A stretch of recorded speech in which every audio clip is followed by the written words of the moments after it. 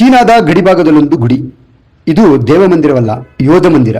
ಬಹಳ ವರ್ಷಗಳಿಂದ ಈ ಸ್ಥಳಕ್ಕೆ ಹೋಗಬೇಕು ಎಂಬ ಕನಸಿತ್ತು. ಈ ವರ್ಷ ನನಸಾಯಿತು. ತನ್ನ ಸಾವಿನ ನಂತರವೂ ದೇಶದ ಗಡಿ ಪಹರೆ ಕಾಯುತ್ತಿರುವ ಪರಾಕ್ರಮಿಯ ಮಂದಿರವಿದು. 14,000 ಅಡಿ ಎತ್ತರದ ಹಿಮಪರ್ವತದಲ್ಲಿ ಬಾಬಾ ಹರ್ಭಜನ್ ಗುಡಿ ಇದೆ. 1965ರಲ್ಲಿ ಭಾರತೀಯ ಸೇನೆಗೆ ಭರ್ತಿಯಾದ ಹರ್ಭಜನ್ ಸಿಂಗ್ ನಾಥುಲಾ ಭಾಗದಲ್ಲಿ ಕರ್ತವ್ಯ ಸಲ್ಲಿಸುವಾಗ ಭಾರೀ ಮಳೆಯಿಂದಾದ ಭೂಕುಸಿತಕ್ಕೆ 1968ರಲ್ಲಿ ಕಣ್ಮರೆಯಾಗ್ತಾರೆ. ಭಾರತೀಯ ಸೇನೆ 5-6 ದಿನಗಳ ಹುಡುಕಾಟ ನಡೆಸಿದ್ರೂ ಹರ್ಭಜನೂ ಸಿಗಲ್ಲ, ಹರ್ಭಜನ್ ದೇಹವೂ ಸಿಗೋದಿಲ್ಲ. ಕಡೆಗೆ ತನ್ನ ಸ್ನೇಹಿತನ ಕನಸಿನಲ್ಲಿ ಬಂದಂಥ ಬಾಬಾ ಹರ್ಭಜನ್ ನದಿ ತೀರದಲ್ಲಿ ನನ್ನ ದೇಹ ಬಿದ್ದಿದೆ ಎಂಬಂಥ ಸೂಚನೆಯನ್ನು ನೀಡ್ತಾರೆ. ಆ ಸೂಚನೆಯನ್ನು ಆಧರಿಸಿ ಹೋದಂಥವರಿಗೆ ಅಲ್ಲಿ ದೇಹ ಸಿಗುತ್ತೆ, ಅದನ್ನು ತಂದು ಸಂಸ್ಕಾರವನ್ನು ಮಾಡಲಾಗುತ್ತೆ. ಆನಂತರ ನಡೆದಿದ್ದೆಲ್ಲವೂ ವಿಸ್ಮಯ. ಹುತಾತ್ಮರಾದ ನಂತರವೂ ನಾಥುಲಾ ಭಾಗದಲ್ಲಿ ಬಾಬಾ ಹರ್ಭಜನ್ ಗಡಿ ಕಾಯ್ತಾರೆ ಅನ್ನೋಂಥದ್ದು ಎಲ್ಲರ ನಂಬಿಕೆ. ಇದು ಭಾರತೀಯರು ಮಾತ್ರವಲ್ಲ, ಶತ್ರು ಸೇನೆ ಚೀನಿಯರು ಕೂಡ ನಂಬ್ತಾರೆ ಇದನ್ನು.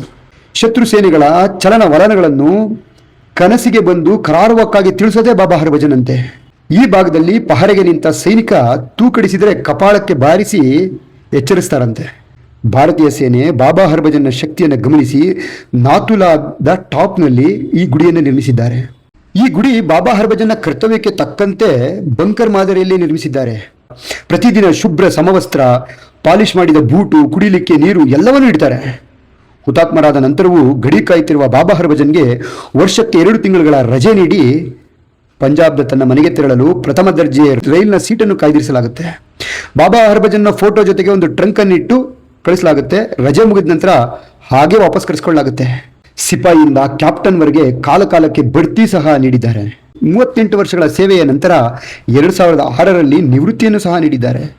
ಈಗಲೂ ಬಾಬಾ ಇನ್ನೂ ಗಡಿ ಕಾಯ್ತಿದ್ದಾರೆ ಎನ್ನುವಂಥದ್ದೇ ನಂಬಿಕೆ. ಕೆಲ ಎಡಚಿಂತಕರು ಇದೊಂದು ಕಂದಾಚಾರ, ಮೂಢನಂಬಿಕೆ ಅಂತ ಕೋರ್ಟಿನ ಮೆಟ್ಟಿಲೇರಿದ್ರು. ಮೆಟ್ಟಿಲೇರಿದ ನಂತರ ರಜೆಗಳು ಇವೆಲ್ಲವೂ ನಿಲ್ತು. ಈಗ 12 ತಿಂಗಳು ಕೂಡ ಡ್ಯೂಟಿ ಬಾಬಾ ಹರ್ಭಜನ್ಗೆ. ಅಲ್ಲದೆ ಈ ಭಾಗದಲ್ಲಿ ಸೈನಿಕರ ಮಹತ್ವದ ಮೀಟಿಂಗ್ಗಳು ನಡೆದರೆ ಬಾಬಾ ಹರ್ಭಜನ್ಗೆ ಒಂದು ಖಾಲಿ ಕುರ್ಚಿಯನ್ನು ಭಾರತೀಯ ಸೇನೆ ಇಡುತ್ತೆ. ಇವತ್ತಿಗೂ ಸಹಿತ ಅಲ್ಲಿ ಕರ್ತವ್ಯ ನಿರ್ವಹಿಸುವ ಸೈನಿಕರು, ಅಧಿಕಾರಿಗಳು ಬಾಬಾ ಹರ್ಭಜನ್ಗೆ ಸಲ್ಯೂಟ್ ಹೊಡೆದೇ ಮುಂದೆ ಸಾಗೋದು. ಈಗ ದೇಶದ ಮೂಲೆ ಮೂಲೆಗಳಿಂದ ಬಾಬಾ ಹರ್ಭಜನ್ನ ನೋಡಲು ಜನ ಬರ್ತಿದ್ದಾರೆ. ಹಿಮಪಾತದ ಸಮಯದಲ್ಲಿ ಸಾರ್ವಜನಿಕರಿಗೆ ಮಂದಿರ ತಲುಪಲು ಸಾಧ್ಯವಾಗಲ್ಲ ಎಂದು ಮೂಲ ಮಂದಿರದಿಂದ ಸ್ವಲ್ಪ ದೂರದಲ್ಲಿ ಮತ್ತೊಂದು ಭವ್ಯ ಮಂದಿರವನ್ನು ನಿರ್ಮಿಸಿದ್ದಾರೆ. ಏನೇ ಆಗಲಿ, ನಂಬಿಕೆಯೋ ಅದ್ಭುತವೋ ವಿಸ್ಮಯವೋ ಏನೇ ಆಗಲಿ, ಒಬ್ಬ ಸೈನಿಕನ ತ್ಯಾಗಕ್ಕೆ ದೇಶ ಕೊಡುವ ಗೌರವ ಇದು. ನೀವು ಸಿಕ್ಕಿಂಗೆ ಹೋದರೆ ಈ ಸ್ಥಳವನ್ನು ತಪ್ಪದೇ ಭೇಟಿ ಮಾಡಿ.